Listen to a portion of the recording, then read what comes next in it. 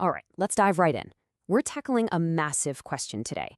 How does a place go from scattered tribes making the world's oldest pottery to a colossal, unified empire built on pure, ruthless efficiency? We're about to cover a 40,000-year journey that literally created China. So, yeah, how on earth does that happen? I mean, it's not a straight line. It's this incredible story of geography, of a deep love for precious jade, of dynasties that rise and fall in a predictable pattern, and of a massive clash between brilliant thinkers and absolutely brutal warriors. And it all leads to the birth of an empire. So, to even begin to understand the empire, we have to rewind, way, way back, way before any emperors or armies. We're starting in the deep past with the two things that really set the stage for everything to come: the land itself and the culture that grew out of it. Long before a country called China even existed, you had these two massive rivers. Up north, along the Yellow River, people figured out how to grow millet. Down south, the Yangtze River Valley, well, it was just perfect for growing rice. But this wasn't just about farming. These places were like innovation hubs. And get this, the oldest known pottery in the entire world, we're talking 17,000 years old, was found right here. And while other ancient cultures were obsessed with gold, these people prized something different: jade. To them, it wasn't just a pretty stone. It was pure. It was powerful.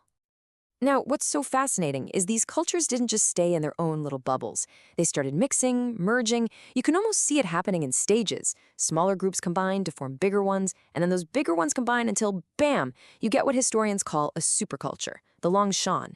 And this wasn't just a bigger tribe. Think of it more like the first real blueprint for a state. You've got clear social classes, powerful priests, bustling marketplaces, the whole shebang.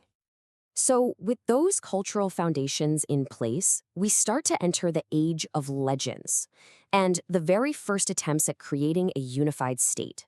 Let's look at what you could call the first draft of Chinese civilization, the early dynasties.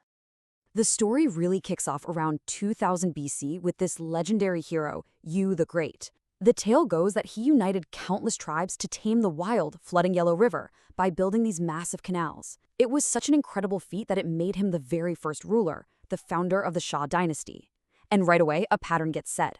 A few centuries later, a corrupt Shah king gets overthrown by a guy named Tang, who starts the Shang dynasty. Then, a few centuries after that, the Shang get defeated by King Wu of the Zhou, who starts what will become the longest ruling dynasty in all of Chinese history. And you can see the cycle perfectly right here. Each dynasty brings something new to the table. The Shah give us the first real large-scale state. The Shang are masters of bronze, and this is huge, they give us the first writing. Then the Zhou come along and introduce a totally game-changing political idea. But look at that last column, reason for fall. Do you see a pattern?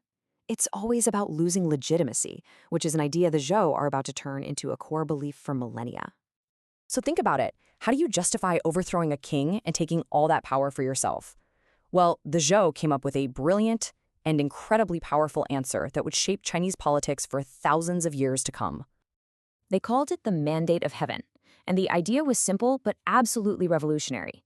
Basically, a supreme god, heaven, gives a ruler the right to rule. It's like a divine permission slip.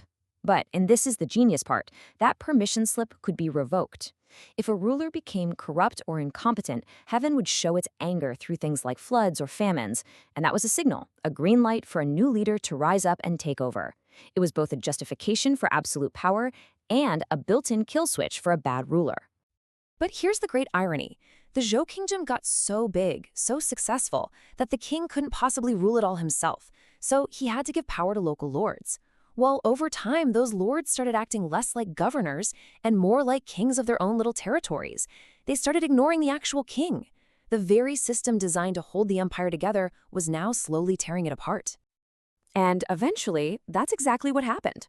The Zhou king became a king in name only. Central authority just evaporated, and China shattered into hundreds of warring states. But this period of unbelievable chaos also became a pressure cooker for some incredible new ideas.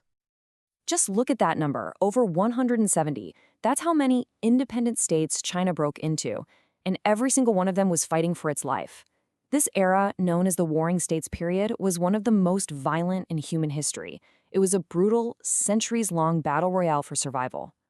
But all that fighting forced people to get smarter, to innovate. If you wanted an edge, you needed better technology. So iron swords replaced bronze. The crossbow, a total game changer, was invented. Armies got huge, which meant you needed way more food. So iron plows were developed to boost farming, and all that extra trade led to the first coins. And right in the middle of all this violence, thinkers started asking the biggest question of all. How do we fix this mess? This led to an explosion of philosophy called the 100 Schools of Thought. And two major ideas emerged, offering completely opposite solutions. On one side, you've got Confucius. He argued that order comes from people being moral and respecting tradition. Good people create a good society. But on the other side, you had the legalists, and they thought that was just naive. They believed people are fundamentally selfish and can only be controlled by strict laws and really harsh punishments. It was a huge battle of ideas, idealism versus brutal, cold pragmatism. After centuries of this constant warfare, only 7 states were left standing. And one of them, a state from the western frontier that nobody took very seriously, was about to make a choice that would change absolutely everything. That state was Qin. It was considered kind of a backwater, a bit rough around the edges by its rivals. But the rulers of Qin decided to go all in on legalism. They basically decided that morality and tradition were luxuries they just couldn't afford. The only thing that mattered was power. And this quote just says it all. The Qin turned their entire state into a brutally efficient war machine. Your rank in society, it depended on how many heads you took in battle. The entire society was organized for one single purpose: to build the strongest army possible and conquer everyone else. And it worked terrifyingly well. At the Battle of Chongping, the Qin army didn't just defeat their rivals, they captured their entire army. And to send a message to every other state, the Qin general had nearly 500,000 prisoners executed, many buried alive. It was pure psychological warfare. The message was simple: surrender now, or we will wipe you from the face of the earth. After that, the end came incredibly fast. In 256 BC, the Qin just casually swept aside the last Zhou king, ending a dynasty that had been around for 800 years. It was almost an afterthought. Over the next few decades, they picked off the remaining states one by one by one. Then, in 221 BC, the final rival, Qi, surrendered. The wars were finally over. The king of Qin, a man named Zheng, now ruled it all.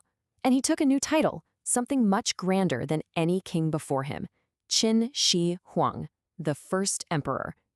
For the very first time in history, all the lands of the Yellow and Yangtze rivers were united under a single absolute power. China was born.